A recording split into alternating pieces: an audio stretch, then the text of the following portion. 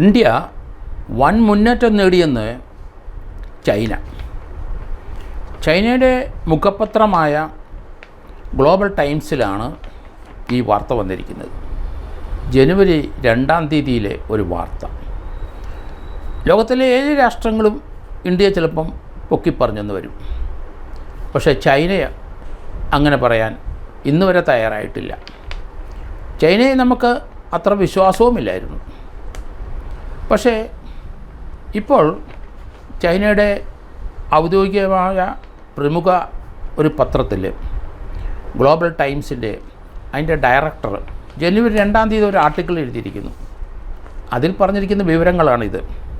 ഷാങ്ഹായിലെ Shang ജിയാഡോങ് എന്ന പത്രത്തിലാണ്, ദക്ഷിണേഷ്യൻ കാര്യങ്ങൾ മുഴുവൻ പ്രതിപാദിക്കുന്ന ഒരു പത്രമാണ് ഗ്ലോബൽ ടൈംസ്. അതിൽ വന്ന വാർത്തയാണിത്. ചൈനയെ ഇന്ത്യയെ അംഗീകരിക്കാതിരിക്കാൻ പറ്റാത്ത അവസ്ഥയിലേക്ക് നീങ്ങിയിരിക്കുന്നു. ഇന്ത്യയുടെ സാമ്പത്തികമായ വളർച്ച, ഇന്ത്യയുടെ വികസനം, ഇന്ത്യയുടെ ഭരണരംഗത്തെ പ്രാവീണ്യം, ഇന്ത്യയുടെ വിദേശ നയം, ഈ 4 കാര്യവും എടുത്ത് പറയുന്നുണ്ട്. അതുപോലെ തന്നെ കഴിഞ്ഞ 4 വർഷത്തെ ഇന്ത്യയുടെ പുരോഗതിയാണ് ഏറ്റവും കൂടുതൽ എടുത്തു പറഞ്ഞിരിക്കുന്നത്. കഴിഞ്ഞ 4 വർഷം കൊണ്ട് ഇന്ത്യ ലോകരാഷ്ട്രങ്ങൾ അംഗീകരിക്കുന്ന ഒരു രാഷ്ട്രമായി മാറിക്കഴിഞ്ഞു.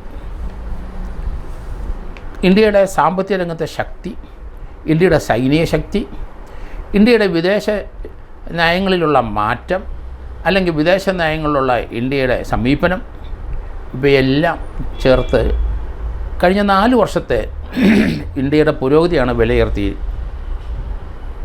അതിൽ സാമ്പത്തികമായുള്ള നേട്ടം എടുത്തു പറയുന്നുണ്ട്. നമുക്കറിയാം, 2030 ഇന്ത്യ ലോകത്തിലെ 3ാമത്തെ വലിയ സാമ്പത്തിക ശക്തിയായിട്ട് മാറും.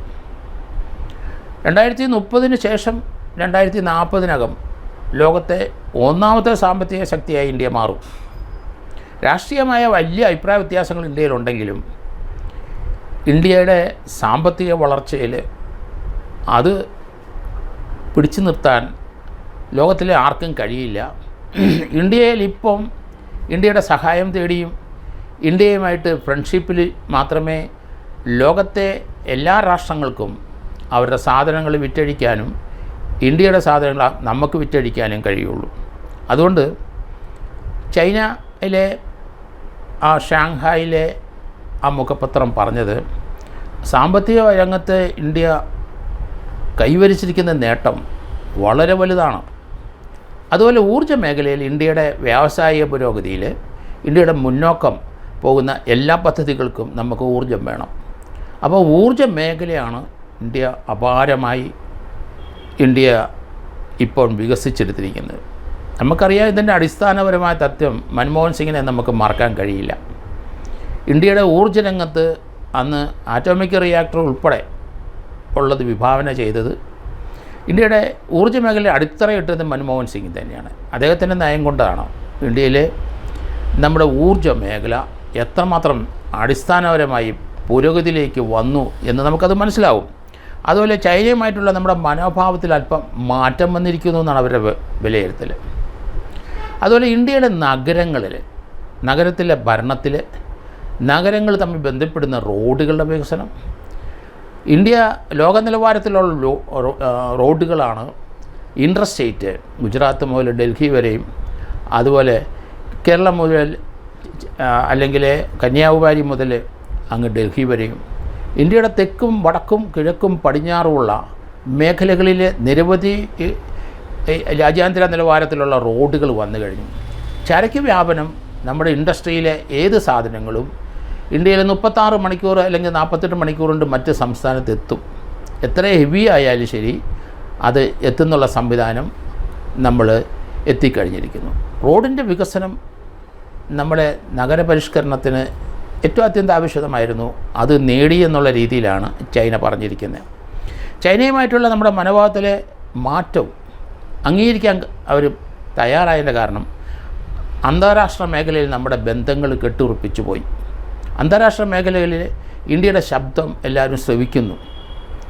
അപ്പോൾ അതുകൊണ്ട് യുഎന്നിലായാലും ശരി, ലോകരാഷ്ട്രങ്ങളായാലും ശരി, ഇപ്പോഴത്തെ ഉക്രൈൻ വാറിൻ്റെ കാര്യത്തിലായാലും ശരി, ഇന്ത്യയും ചൈനയും റഷ്യയും ചില കാര്യങ്ങളിൽ ചില തീരുമാനങ്ങൾ മറ്റു രാഷ്ട്രം വെസ്റ്റേൺ രാജ്യങ്ങളെക്കാട്ടിലും അപ്പുറത്തേക്ക് കടന്ന ചില ചിന്തകളിലും ചില രമ്യതയിലുമൊക്കെ എത്തിക്കഴിഞ്ഞിരിക്കുന്നു. അതുപോലെ തന്നെ നമുക്കറിയാം ഇപ്പോഴത്തെ ഇന്ത്യയുടെ നയം, പശ്ചിമേഷ്യയിലെ ഇപ്പോഴത്തെ നടക്കുന്ന ഇസ്രയേൽ പാലസ്തീൻ യുദ്ധത്തിൽ ഇന്ത്യയുടെ നയം അത് വ്യത്യസ്തമായിരുന്നു. ഇന്ത്യ പ്രതിരോധ ശക്തിയിൽ ലോകത്തിൽ അംഗീകരിക്കപ്പെട്ട ഒരു ശക്തിയായി മാറി. അത് കടലിലായാലും ശരി, ആകാശത്തായാലും കരയിലായാലും ശരി. അത് ലോകത്തിലെ 4 or 5 ഏറ്റവും വലിയ ശക്തികളുടെ ഒപ്പം നമ്മളും എത്തിക്കഴിഞ്ഞിരിക്കുന്നു. അപ്പോൾ അത് ആ കാര്യത്തിൽ കൂടുതലധികം സഹായങ്ങളും സയൻറ്റിഫിക്കായ ഉപകരണങ്ങളും ഒക്കെ നമുക്ക് ഇസ്രയേൽ തന്നുവെന്നാണ് കരുതുന്നത്. എന്തായാലും രാജ്യാന്തര രംഗത്ത് ഇന്ത്യയുടെ നിലപാട് മെച്ചപ്പെട്ടു. ഇന്ത്യയുടെ ശബ്ദം എല്ലാവരും ശ്രവിക്കാൻ തുടങ്ങിയിരിക്കുന്നു. ഇന്ത്യ ലോകത്തിലെ പല രാജ്യങ്ങൾക്കും സാമ്പത്തികമായ സഹായങ്ങൾ നമ്മൾ എത്തിച്ചുകൊണ്ടിരിക്കുന്നു, ചെയ്തുകൊണ്ടിരിക്കുന്നു. രാഷ്ട്രീയമായും സാംസ്കാരികമായുള്ള ആഗോള സ്വാധീനം വളരെ കൂടുതലാണിത്. രാഷ്ട്രീയപരമായ ചില അഭിപ്രായ വ്യത്യാസങ്ങൾ മൂലം ഇന്ത്യയിൽ അങ്ങോട്ടും ഇങ്ങോട്ടും ചേരിപ്പോരും പോർവിളികളും ചില സംഘർഷങ്ങളും ഒക്കെ ഉണ്ടായെങ്കിലും India as a whole India വൻ ശക്തിയായി മാറിക്കഴിഞ്ഞിരിക്കുന്നതെന്നാണ് ചൈനയുടെ ഇപ്പോഴത്തെ ഈ ഗ്ലോബൽ ടൈംസിൻ്റെ അതിൻ്റെ ഡയറക്ടറിൻ്റെ വിലയിരുത്തൽ.